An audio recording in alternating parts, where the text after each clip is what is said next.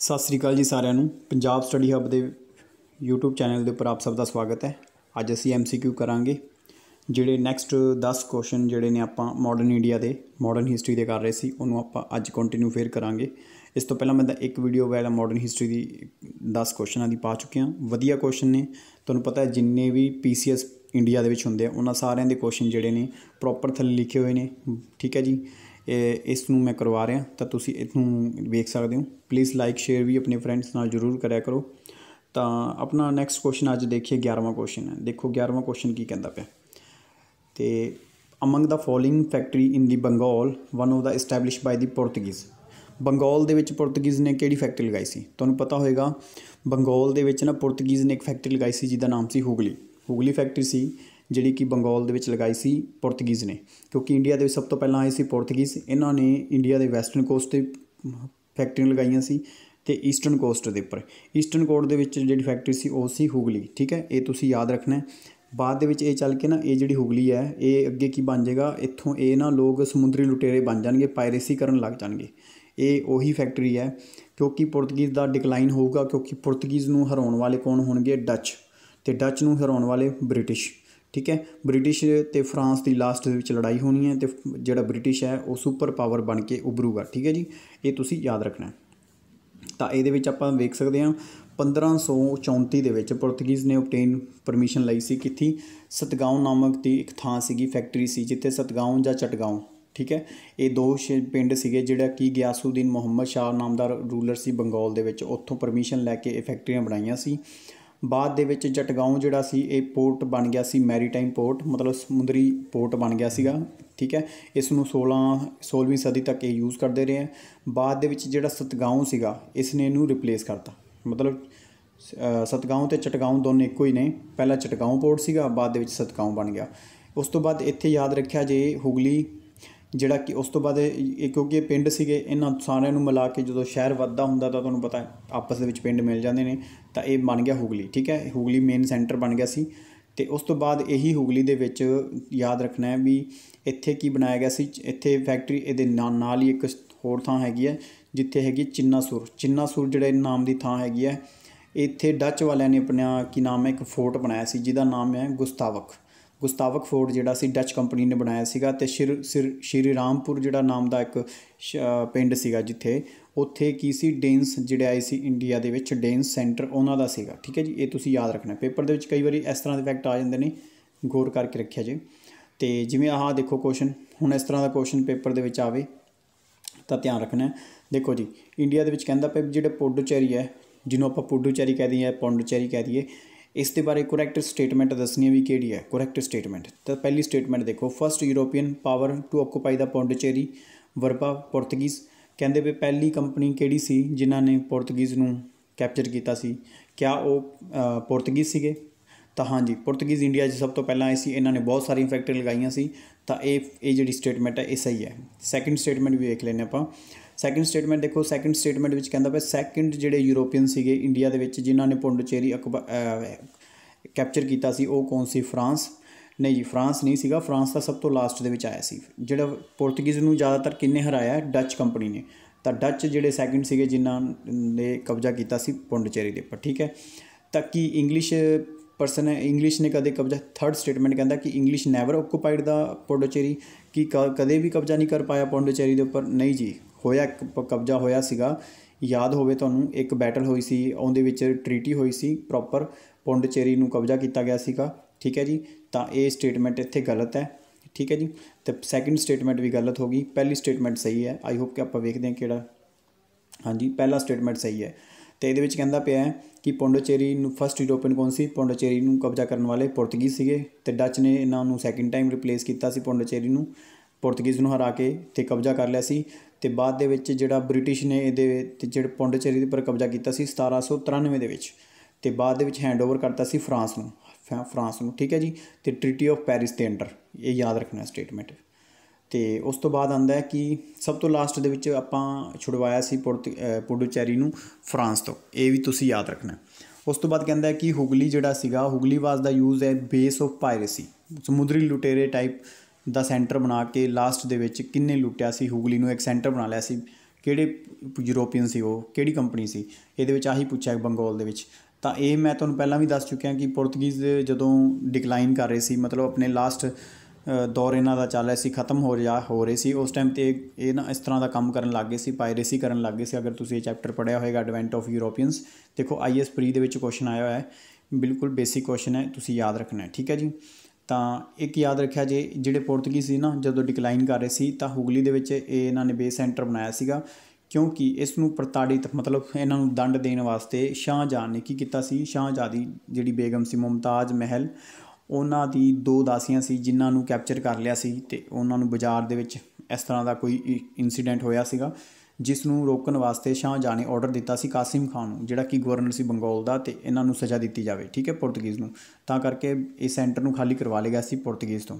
ਉਸ ਤੋਂ ਬਾਅਦ ਕਹਿੰਦਾ who use the Hugli as a base of piracy centre base. ਦੇਖੋ ਸੇਮ ਆ ਗਿਆ, ਉਹੀ ਕੁਐਸਚਨ ਦੁਬਾਰਾ ਰਿਪੀਟ ਹੈ BPSC ਦੇ ਵਿੱਚ, PCS ਬਿਹਾਰ ਦੇ PCS ਦੇ ਵਿੱਚ, ਤਾਂ ਪੁਰਤਗੀਜ਼ ਆਨਸਰ ਆ ਗਿਆ ਇਹਦੇ ਵਿੱਚ। ਤਾਂ ਨੈਕਸਟ ਆਪਾਂ ਅਗਲਾ ਕੁਐਸਚਨ ਵੇਖਦੇ ਹਾਂ, 15ਵਾਂ ਕੁਐਸਚਨ ਜਿਹੜਾ ਆਪਾਂ ਵੇਖਣਾ ਹੈ।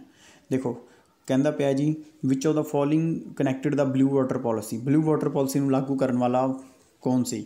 ਤਾਂ ਬਲੂ ਵਾਟਰ ਪਾਲਿਸੀ ਇੱਕ ਤਾਂ ਯਾਦ ਰੱਖਣੀ ਵੀ ਕਿਹੜੀ ਕੰਪਨੀ ਦੇ ਕਿੰਨੇ ਕੀਤਾ ਸੀ, ਤਾਂ ਯਾਦ ਰੱਖਣਾ ਹੈ ਇਹ ਪੁਰਤਗੀਜ਼ ਨੇ ਲਾਗੂ ਕੀਤੀ ਸੀ ਬਲੂ ਵਾਟਰ ਪਾਲਿਸੀ, ਕਿਉਂਕਿ ਵਾਸਕੋ ਡੀ ਗਾਮਾ ਜਦੋਂ ਇੰਡੀਆ ਦੇ ਵਿੱਚ ਆਇਆ ਸੀ ਤਾਂ ਅਰਬ ਸਾਗਰ ਦਾ ਅਤੇ ਅਰਬ ਸਾਗਰ ਅਤੇ ਹਿੰਦ ਮਹਾਸਾਗਰ ਦੇ ਵਿੱਚ ਹੋਰ ਵੀ ਬੰਦੇ ਜਿਹੜੇ ਸੀਗੇ ਵਪਾਰ ਕਰਦੇ ਸੀ, ਤਾਂ ਵਪਾਰ 'ਚ ਫਾਇਦਾ ਬਹੁਤ ਜ਼ਿਆਦਾ ਹੋ ਰਿਹਾ ਸੀ ਪੁਰਤਗੀਜ਼ ਨੂੰ।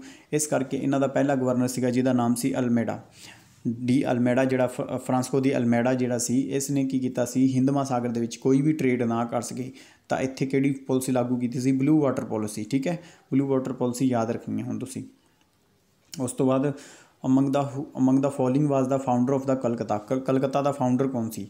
ਦੇਖੋ ਕੋਲਕਾਤਾ ਦਾ ਫਾਊਂਡਰ ਵੈਸੇ ਜੋਬ ਚਾਰਨੋਕ ਨੂੰ ਮੰਨਿਆ ਜਾਂਦਾ, ਕਿਉਂਕਿ ਜੋਬ ਚਾਰਨੋਕ ਇੱਕ ਇੰਗਲਿਸ਼ ਬ੍ਰਿਟਿਸ਼ ਪਰਸਨ ਸੀਗਾ।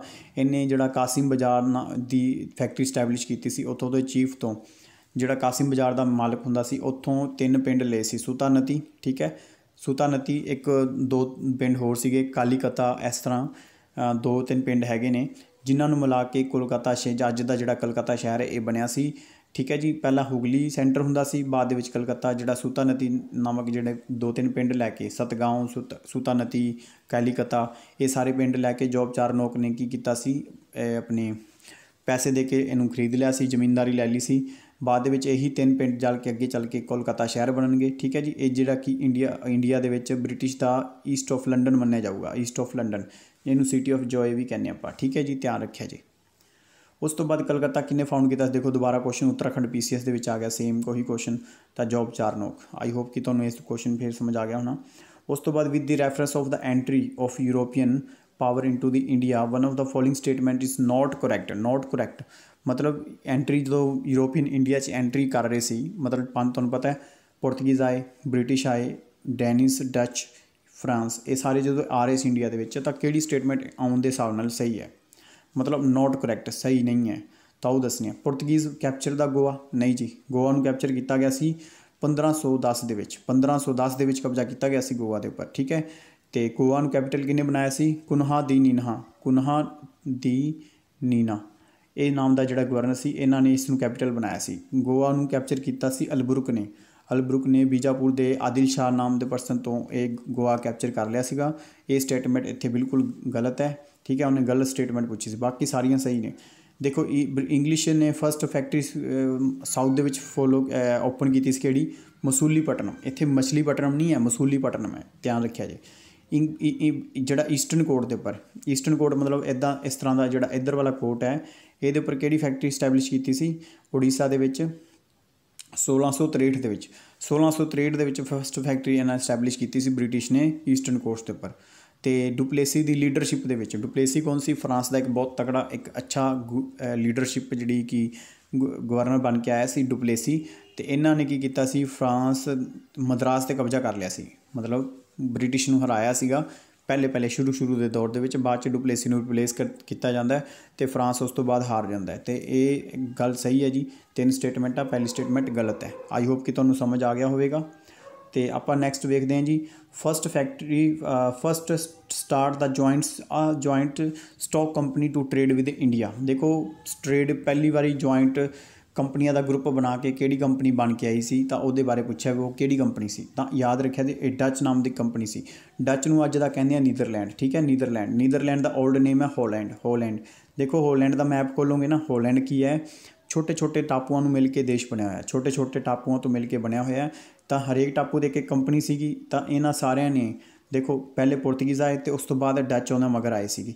ਤਾਂ ਡੱਚ ਨੂੰ ਲੱਗਿਆ ਕਿ ਸਾਨੂੰ ਵੀ ਇਸ ਬਿਜ਼ਨਸ ਦੇ ਵਿੱਚ ਜਾਣਾ ਚਾਹੀਦਾ। ਅਤੇ ਇਹਨਾਂ ਨੇ ਕੀ ਕੀਤਾ, ਇੱਕ ਕੰਬਾਈਨ ਕੰਪਨੀ ਬਣਾਈ, ਜੁਆਇੰਟ ਸਟਾਕ, ਜਿਵੇਂ ਆਪਣਾ ਸਟਾਕ ਬਾਜ਼ਾਰ ਚੱਲਦਾ ਉਹਦੇ ਵਿੱਚ ਕੰਪਨੀਆਂ ਬਹੁਤ ਸਾਰੀ ਕੰਪਨੀਆਂ ਬਣਾ ਕੇ ਇੱਕ ਫਰਮ ਤੋਂ ਮਾਰਕੀਟ ਦੇ ਵਿੱਚ ਆਉਂਦੀਆਂ ਨੇ, ਜਿਸ ਕਰਕੇ ਇਸ ਤਰ੍ਹਾਂ ਦੀ ਕੰਪਨੀ ਬਣਾਈ ਗਈ ਸੀ। ਇਹ ਤੁਸੀਂ ਯਾਦ ਰੱਖਣਾ, ਇਹ ਡੱਚ ਨੇ ਕੰਮ ਸਟਾਰਟ ਕੀਤਾ ਸੀਗਾ ਇੰਡੀਆ ਦੇ ਵਿੱਚ, ਠੀਕ ਹੈ ਜੀ। ਆਈ ਹੋਪ ਕਿ ਤੁਹਾਨੂੰ ਸਮਝ ਆ ਗਿਆ ਹੋਵੇਗਾ। ਤਾਂ ਆਪਾਂ ਇੱਥੇ ਬੜੀ ਡਿਟੇਲ ਵੀ ਪੜ੍ਹ ਲੈਂਦੇ ਹਾਂ। ਫਸਟ ਜੁਆਇੰਟ ਸਟਾਕ ਕੰਪਨੀ ਜਿਹੜੀ ਹੈ ਇੰਡੀਆ ਟਰੇਡ ਕਰਨ ਵਾਸਤੇ 17ਵੀਂ ਸਦੀ ਦੇ ਵਿੱਚ, ਅਤੇ ਇਹ ਡੱਚ ਸੀਗੇ, ਠੀਕ ਹੈ ਜੀ। ਹੋਲੈਂਡ ਨੋਟ ਵੈਰੀ ਪਾਵਰਫੁਲ ਉਸ ਟਾਈਮ 'ਤੇ। ਤਾਂ ਛੋਟੀ ਛੋਟੀ ਕੰਪਨੀਆਂ ਸੀ ਜਿਨ੍ਹਾਂ ਨੂੰ ਇੱਕ ਕਰਕੇ ਫੈਡਰਲ ਕੰਸੈਪਟ ਲੈ ਕੇ ਨੀਦਰਲੈਂਡ ਨੇ ਇੱਕ ਕੰਪਨੀ ਬਣਾਈ ਸੀ। ਇਹਦੀ ਇਨੀਸ਼ੀਅਲ ਕੈਪੀਟਲ ਇੰਨੀ ਸੀ, ਪਾਰਲੀਮੈਂਟ ਨੇ ਉਹਨੂੰ 21 ਸਾਲ ਟਰੇਡ ਕਰਨ ਵਾਸਤੇ ਦਿੱਤੇ ਸੀ ਇੰਡੀਆ ਦੇ ਵਿੱਚ, ਠੀਕ ਹੈ। ਇਹ ਤੁਸੀਂ ਯਾਦ ਰੱਖਣਾ।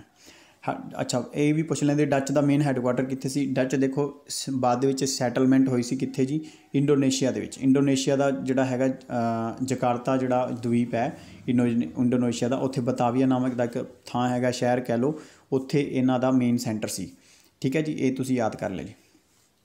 ਉਸ ਤੋਂ ਬਾਅਦ ਆਉਂਦਾ ਹੈ in which of the following place the Dutch establish the trading centre. ਤੁਹਾਨੂੰ ਪਤਾ ਹੈ ਪੁਰਤਗੀਜ਼ ਨੂੰ ਹਰਾਉਣ ਵਾਲੇ ਮੇਨ ਕੌਣ ਸੀ, ਡੱਚ। ਤਾਂ ਡੱਚ ਨੇ ਲਗਭਗ ਪੁਰਤਗੀਜ਼ ਦੇ ਸਾਰੇ ਸੈਂਟਰ ਲਗਭਗ ਕਬਜ਼ਾ ਕਰ ਲਏ ਸੀ। ਤਾਂ ਨਾਗਪਟਨਮ ਹੋ ਗਿਆ, ਚਿੰਨਾਸੁਰ ਹੋ ਗਿਆ, ਮਛਲੀਪਟਨਮ ਹੋ ਗਿਆ, ਸੂਰਤ, ਬੜੋਚ, ਆਗਰਾ, ਕੋਚੀਨ, ਅਹਿਮਦਾਬਾਦ, ਪਟਨਾ, ਇਹ ਸਾਰੇ ਪਾਸੇ ਫੈਕਟਰੀਆਂ ਲਗਾ ਲਈਆਂ ਸੀ। ਤਾਂ ਇਹਦਾ ਆਨਸਰ ਆਲ ਦੀ ਅਬਵ ਆਊਗਾ, ਠੀਕ ਹੈ ਜੀ। ਇਹਨਾਂ ਸਾਰਿਆਂ ਦਾ ਸੈਂਟਰ ਦਿੱਤਾ ਹੋਏ ਨੇ, ਕਿਹੜੇ ਕਿਹੜੇ ਥਾਂ 'ਤੇ ਕਿਹੜੇ ਟਾਈਮ 'ਤੇ ਮਤਲਬ ਇਸਟੈਬਲਿਸ਼ਮੈਂਟ ਕੀਤੀ ਗਈ ਸੀ। ਤਾਂ ਇਹਦੇ ਵਿੱਚ ਪਟਨਾ ਤੁਸੀਂ ਯਾਦ ਰੱਖਣਾ, ਕਿਉਂਕਿ ਇਹ ਬੜੀ ਕਨਫਿਊਜ਼ਨ ਹੈ। ਇਹਦਾ ਕੁਐਸਚਨ ਨਾ ਬਾਰ ਅੱਗੇ ਆਊਗਾ ਤੁਹਾਨੂੰ ਵੀ ਇਹਦੇ ਬਾਰੇ। ਤਾਂ ਇਹ 1638 ਵੀ ਆ ਸਕਦਾ, ਇਹਦਾ 1632, ਠੀਕ ਹੈ ਜੀ। ਸੂਰਤ ਵੀ ਯਾਦ ਕਰ ਲਓ 1616 ਦੇ ਵਿੱਚ, ਠੀਕ ਹੈ। ਕਈ ਵਾਰੀ ਪੇਪਰ ਦੇ ਵਿੱਚ ਆ ਜਾਂਦਾ, ਅਤੇ ਇਹ ਤੁਸੀਂ ਯਾਦ ਰੱਖਣਾ। ਬਾਕੀ ਦੇਖੋ ਡੱਚ ਈਸਟ ਇੰਡੀਆ ਕੰਪਨੀ ਜਿਹੜੀ ਸੀ ਇਸਟੈਬਲਿਸ਼ ਕੀਤੀ ਸੀ its factory at the Patna. Dutch ਨੇ ਆਪਣੀ ਪਹਿਲੀ ਫੈਕਟਰੀ ਪਟਨਾ ਦੇ ਵਿੱਚ, ਮੈਂ ਦੱਸਿਆ ਨਾ 1632, ਇਹ ਯਾਦ ਕਰ ਲਓ, ਉੱਪਰ ਹੀ ਸੀਗਾ ਕੁਐਸਚਨ, ਧਿਆਨ ਰੱਖਿਆ ਜੀ। ਇਹ ਕੁਐਸਚਨ ਪੇਪਰ ਦੇ ਵਿੱਚ ਆਇਆ ਹੋਇਆ BPSC ਦੇ ਪੇਪਰ ਦੇ ਵਿੱਚ, PCS ਦੇ ਵਿੱਚ, ਠੀਕ ਹੈ ਜੀ। ਆਈ ਹੋਪ ਕਿ ਤੁਹਾਨੂੰ ਅੱਜ ਦਾ ਇਹ 10-12 ਕੁਐਸਚਨ ਵਧੀਆ ਲੱਗੇ ਹੋਣਗੇ। ਆਪਾਂ ਮਿਲਦੇ ਹਾਂ ਨੈਕਸਟ ਵੀਡੀਓ ਦੇ ਵਿੱਚ। ਪਲੀਜ਼ ਲਾਈਕ, ਸ਼ੇਅਰ, ਸਬਸਕ੍ਰਾਈਬ ਜ਼ਰੂਰ ਕਰੋ ਆਪਣੇ ਫਰੈਂਡਸ ਦੇ ਨਾਲ। ਮਿਲਦੇ ਹਾਂ ਜੀ ਨੈਕਸਟ ਵੀਡੀਓ ਦੇ ਵਿੱਚ।